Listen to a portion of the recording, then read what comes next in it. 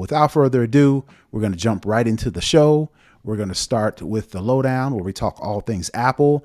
And we talked about this last week. And I said personally that I didn't think they were going to have an event because they're not going to announce all of these products without having a official event. Well, I was wrong.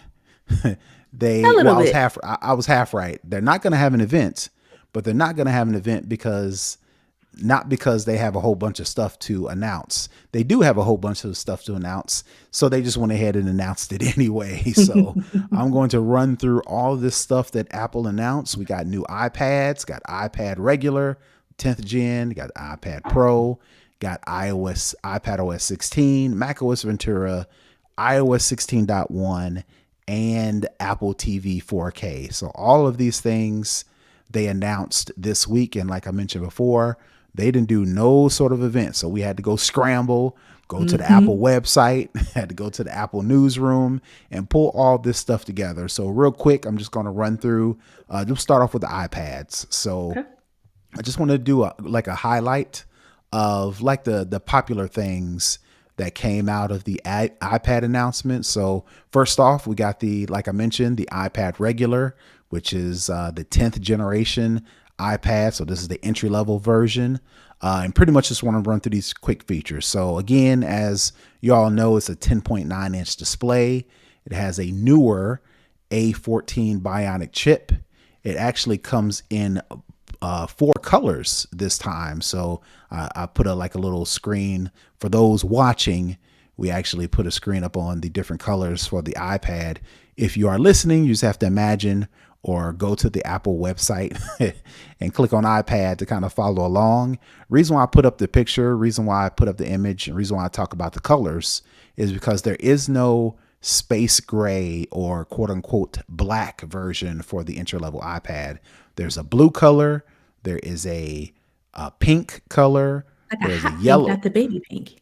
Yeah, just a regular. Not the baby, not the girly pink, like a electric pink. There's a yellow color, and then there's a silver color. No space gray or space black color. So I thought that was interesting. It looks like they're going to reserve the space black color or space gray for the iPad Pro or an iPad Air. I have the last year model with the M1 chip, and that comes in a space gray color. So no space gray color for the iPad regular. Another thing is no home button for the iPad regular. They have removed the home button, and in its place is the power or the sleep wake button that doubles as the Touch ID, which I must say, I have a M1 iPad Air that also has the sleep wake Touch ID. I don't know if I like it that much. You prefer the home button? I would prefer Face ID Oh, because Face ID. before that I had the 9.7 inch iPad Pro, and that was the first one that had the Face ID. And I think I prefer that a little bit more because I find myself not being at the right angle to get the Face ID because not being at the right angle with the 9.7 inch iPad Pro I had.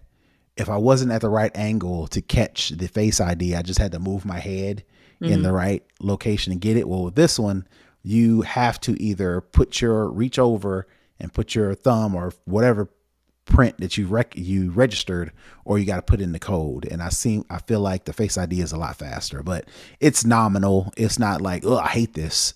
But after messing with Touch ID and actually having Face ID, I prefer Face ID over Touch ID every day. Another thing for the iPad regular is USB-C. They went away with the Lightning for the iPads. So it makes sense that maybe the iPhone 15 will finally do away with Lightning. The iPad has, with the exception of the Apple Pencil. The iPad regular still supports the first generation Apple Pencil, that if you take off the little case cap. or the little cap, right? The cap, it has the little Lightning port. Well, since this new iPad only has USB, the only way to charge it with the iPad is if you buy a $10 USB-C to Lightning adapter for it. So that's kind of whack if you ask me. Yeah, I'm wondering what the reasoning was behind them not having, you know, Apple Pencil 2 support. Probably to differentiate it with the iPad Pro. Maybe. But But it what just I would seems they have, could have redone the pencil though right, that's what I for was going to the say. yeah. They could have came up with, they could have revised or revamped the first generation Apple Pencil with USB-C. Maybe that would have put it out of a price point. I don't know. Maybe that would have changed the. I think USB-C, the actual port, is a little bit thicker than the Lightning port, so I'm guessing maybe they couldn't keep the same design if they The would have moved the space, USB-C.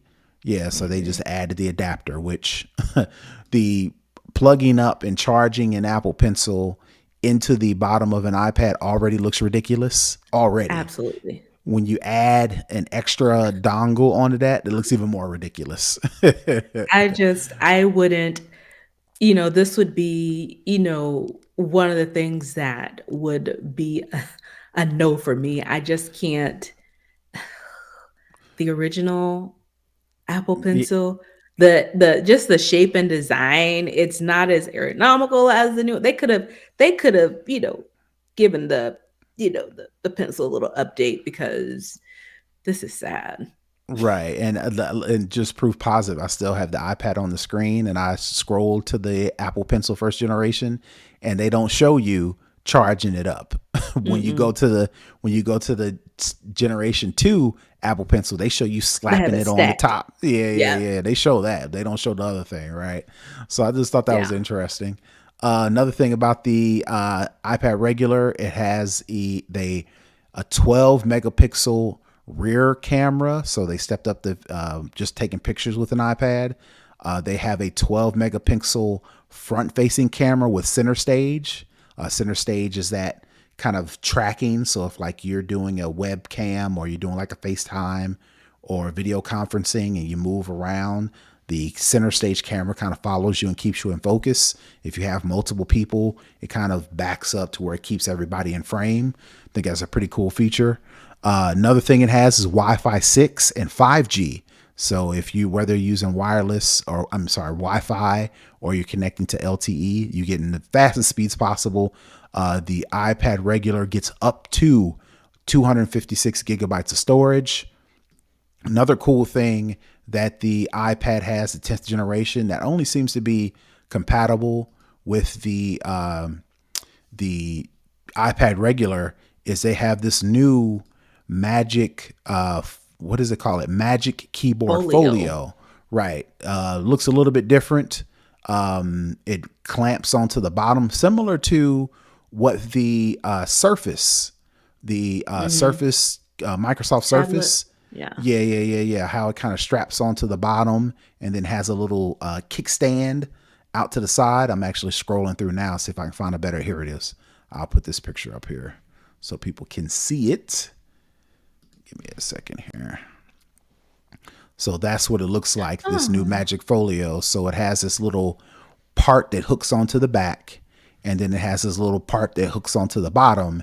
And when you close the little kickstand and you fold the keyboard up, that doubles as a cover. It really is not a traditional cover, but if you like close everything up, it protects the back and it protects the screen. So I thought that was pretty cool. It has the trackpad in it for doing the touch things, because the new iPads all support like the mouse and or trackpad inputs. The iPad regular starts at 449, so a little bit of a price bump from 329, 330. I think is what the older generation iPad started off with. You can order it now if you're listening to Sign My Voice. We publish on Fridays, so you're able to order now, and availability will be next week on October 26th. So just want to get your feedback. What do you think about this new iPad regular? They can get a lot of people to jump on it, or are people going to wait for or are they going to spring for the iPad Air or this new iPad Pro that we'll talk about in a little bit? I think it really just depends on budget. I do like the colors. The yellow is very vivid and the pink is very vivid. I like the way it looks. I'm I didn't really dig too deep in it, so I'm not sure if you get the Apple educational discount on top of this, Hmm. to maybe drop it a little bit. But I think if you're in the market for an iPad regular, so to speak, then I mean, of course, I think it's a good buy. You get the center stage, and you'll get some of the perks and the benefits of the new iPadOS 16. Yep, yep, absolutely. All right, so the next one up is the iPad Pro. This one comes in two sizes: the 11-inch Liquid Retina display and a 12.9-inch Liquid Retina XDR display. So they're already differentiating between the regular size 11-inch and a 12.9. If you spring for the 12.9, you get a Liquid Retina XDR display. So, and then let's see, the has comes with an M2 chip. So the latest chip for the MacBooks also comes in this iPad Pro, which gives you an 8-core CPU, a 10-core GPU, and a 16-core neural engine.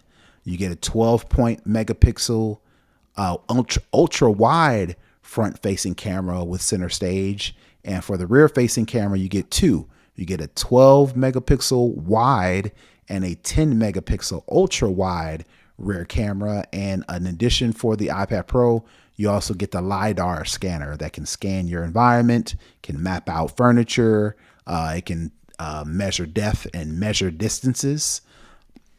Also comes with Wi-Fi 6 and 5G. Of course, the iPad Pro has Apple Pencil 2 support. The iPad Pros come with up to 2 terabytes of storage. The 11-inch starts at $799 and the 12.9-inch starts at $1099. Same thing with the iPads. You can order them now and they'll be available for delivery or pickup on October 26th. So I remember you saying you was interested in an iPad Pro. Now that they are actually been announced, what do you think? And did you actually spring for one? So I definitely was in the market because I'm on the first generation iPad Pro. I can't remember. I think you are. I think I am. So I'm definitely probably going to buy it. I didn't order it yet because I don't know. In my mind, I thought you couldn't order until the 26th. I didn't realize it was order now. And when you're saying it, I was like, wait a minute. I thought it Hmm. was an order until the 26th. So I'm actually looking at it now. Yeah, I'm Like, on the. let me go I'm. ahead. But I think at this point, it might just be smarter to Pick it up in the go in store. store and pick it up because I'm not sure what the ship times look like. And I don't think they calculate that for you, do they? Well, they don't calculate that until you go through and pick everything out. So let's do a Yeah. little. I'm on the website now and sharing it. So if I pick a space gray, 128 gigs, just with Wi-Fi, no engraving, no Apple Pencil. Let's see, no keyboard folio, none of that. $799. If I order it now, it delivers Wednesday, October 26th, or Oh, I can pick up now or pick up next week, October 26th, at my nearest Apple location. So it looks like you got some time. I that's don't nice know and how long fast. that's going to last. Yeah, I probably should go ahead and order that today. And as you were talking, I added it to my bag and I was like, let me go ahead. But I wanted to see, I can't remember if I have the 256 or the 128. I'll have to look and see. Okay. But All yeah, right. but it's still out there. So I'll probably go ahead and pick that up today. All right. All right. So with the release of the iPads, they also announced iPad OS 16, which again, what, 2 weeks, maybe 3 weeks? We've had iOS 16, but it seems Hmm. like they held off with launching iPad OS 16. Well, now we got a release date for iPad OS 16, which is next Monday, October 24th. The major things about iPadOS 16 is it brings Stage Manager. And for those who don't remember, Stage Manager is that whole new multitasking feature that enables you to, you know, group all your different windows together. It offers a brand new way of doing multitasking. Just give you some additional features. Let me see if I can show you some images here for the Stage Manager, because that was kind of like the main thing that people were waiting on, that a lot of Mhm. people thought that when they had the beta come out, the problem with the iPadOS 16, which is why a lot of people assumed that Apple kind of held off, was because Stage Manager wasn't working. So let me go and find this so I can show it to you here. Let's see. All right. All right. So let me scroll down here. And for those of you who are listening, you're going to have to go and check the YouTube link that we will put in the show notes to check it out. Yeah. Because they do a little bit of a little visual, what's the word, animation, that's the word I was looking Yes. for, visual animation on what Stage Manager does. So basically, like I said, it shows you a better way to switch between your different apps, because right now on iOS 15 is not as intuitive to switch between the different apps and do the side screen and kind of see one thing while you're doing another thing. So Mhm. they make it a whole lot easier switching between apps, because they kind of move everything, all the screens, to the, I want to say, the left side of the screen, and you can Mhm. quickly switch between those. And then another thing you can do is do like your ideal workspace. So you can group multiple windows together and make that into a workspace. And then if you want to make a new workspace, you can kind of do that with different windows. So that was kind of like the major thing that came out with iPad OS 16. Another thing that came out that they wanted to do was external display support. That must have still been having issues, because they Mhm. did not, that won't be available when iPad OS 16 drops next Monday. According to Apple, that is later this year. So it sounds like they're still working out some Some issues kinks. between, yeah. Because of course, they want to use an iPad as a computer. And one of the things a lot of people do with the laptops is they connect it to an external display. And when you connect it to an external display, Apple really can't control what kind of external display they have. If Mhm. I decide to buy an iPad and I've got a Samsung external display and it's got this resolution and it does Resolution, yeah. this, yeah, this does this refresh rate, versus somebody else go getting a El Cheapo entry level screen, versus Mhm. somebody that's going to buy an Apple Studio display that's Right. $1,000 and it has all this. $1,500. Right. Apple really can't control. In my opinion, I think the reason why they're still working on the external display support, because Apple really can't control what display you get. So they've got to kind of account for Account everything. for all of them, the Right. good, the bad, and the ugly. Right. So it sounds like they need to work on that. So just wanted to put that out there. And like I said, that'll be available on Monday, October 24th. Another thing that Apple announced is a Mac OS Ventura release date, which is also October 24th. Some of the highlighted features that I saw is improved mail search. So if you use the default mail app, being able to search for emails will be a little bit better. You can undo, you can schedule, and you can follow up with mail features. So if you send out an email and you need to edit something, you can quickly undo it. You can schedule an email for later. So if it hits your mailbox and you really don't want to deal with it right now, you can schedule that to come back to your inbox later, in addition to being able to schedule an email. So if I'm typing up an email 12 in the morning, I can schedule it to be sent at 8 in the morning when somebody will actually read it. Right. A better spotlight search. So being able to quickly open up Spotlight and do some searching. You can search for photos. You can do some quick actions, like you can start a timer from Spotlight. You can set an alarm from Spotlight, things like that. And then Stage Manager also comes to macOS Ventura, which offers, like I mentioned before, faster app switching, and you can group apps into workspaces. FaceTime handoff, which is a cool feature. If you're using your computer for FaceTime and you want to hand that off and do the FaceTime on your phone, you can hand it off to your phone while you're still doing things in the background on your Mac. It also adds center stage.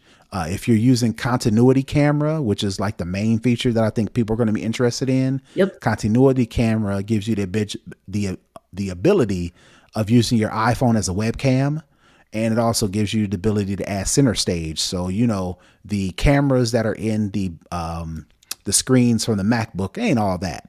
But being able to use your phone as a webcam, now you get center stage. So if you're doing like I mentioned with the iPad, if you're doing like a virtual meeting, Zoom meeting, FaceTime, you move around, the webcam on your iPhone will track you, keep you in focus, things of that nature.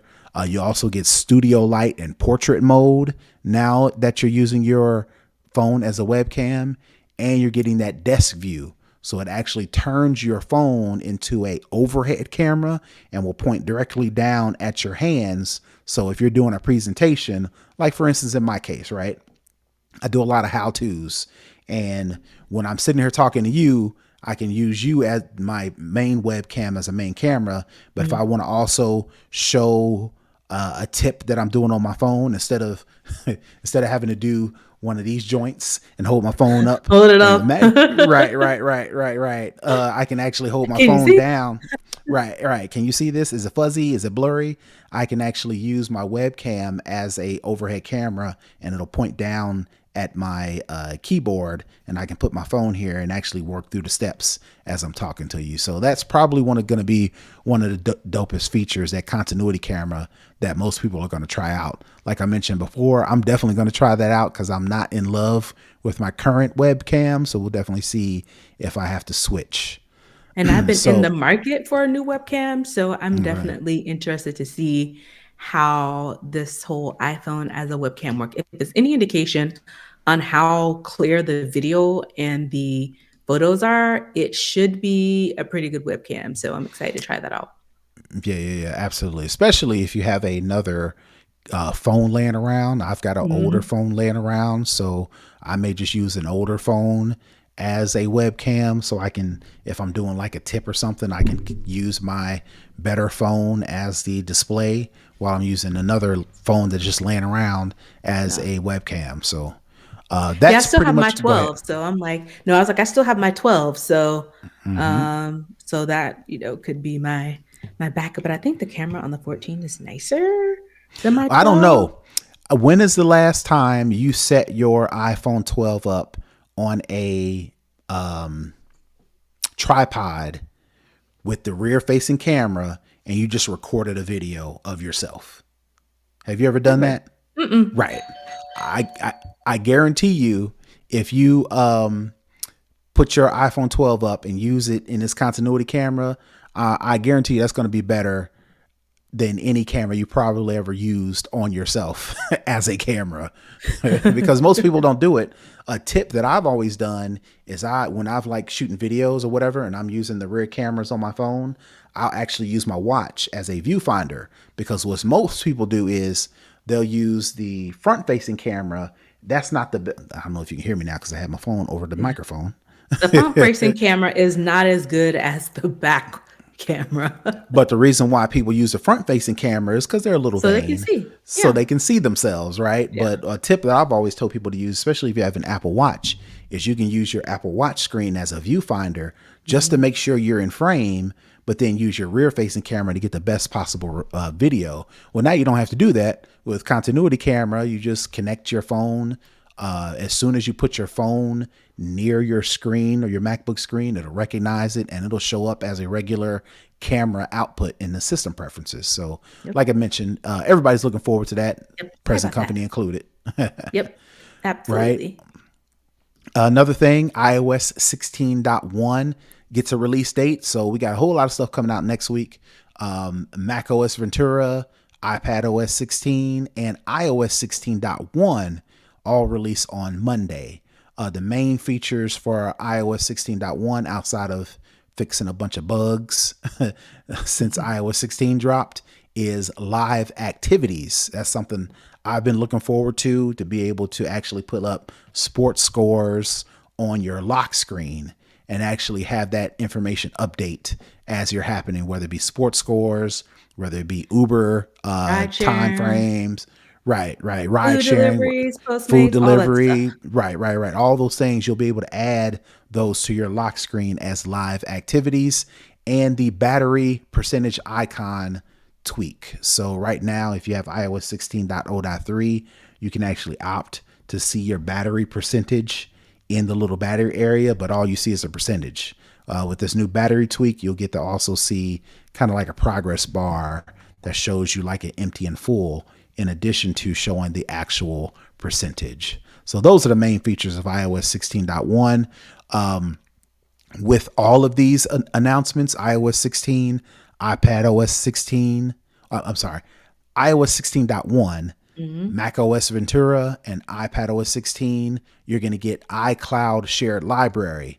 They had to wait until all of the devices are on the We're same page yep. in order to get the iCloud share photo library. And this, again, for those who have been listening, this is the ability to create a shared library that you and your family, up to 5 people, can automatically upload pictures to the shared library versus having to go on your own device, creating a shared album, inviting people, and Mhm. then having those people kind of select what pictures they add to the album. You can create a shared library, and all of the pictures that you all take together. So if you're on a vacation and you're in the same location and you're taking pictures of the same area, the iCloud Share library will automatically recognize that and ask, do you want to add those to the library? You Yeah, can say yes, or you can say no, right? So yeah. it's not all of them, but once Instead you of saying, invite "Can the, you send me that photo? Can you send me that photo? right, Can you send me that r- photo?"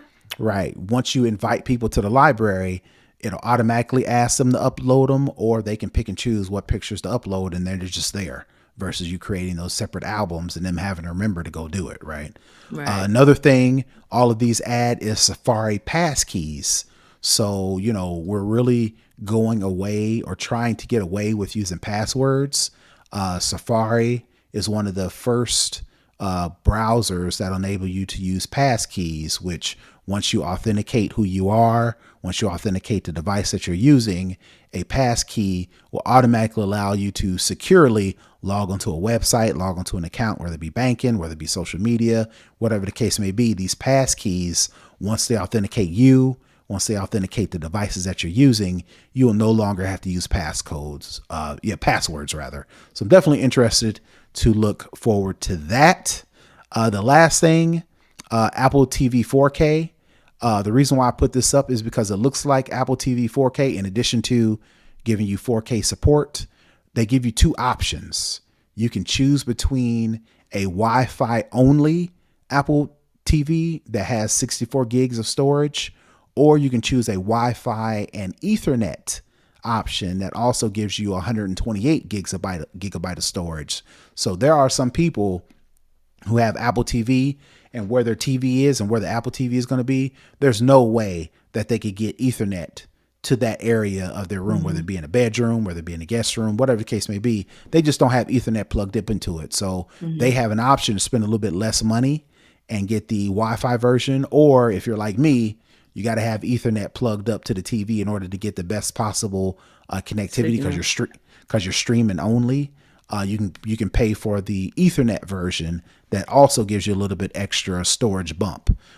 The Apple TV 4K starts at $129 and is available November 4th. So if you're definitely looking forward to that, those are your options. So that's pretty much all. Everything Apple announced this week that'll be available. So out of all that, what's your ultimate feedback? What things are you looking forward to the most? I'm looking forward to the iPad Pro. I think I've been mentioning that I wanted a new one, and I'm really looking forward to Ventura, specifically the continuity camera. I Okay. think those are my big things, and I'm excited that Live Tiles is actually coming. So those are probably my three biggies. Okay. Like I mentioned, I'm looking forward to the iCloud shared photo libraries. Looking to see what Stage Manager is that really going to help me out on my iPad. Am I going to actually use my iPad more now that this Stage Manager is supposed to be brand new? And then the continuity camera as well. So definitely looking forward to using that more on a regular basis.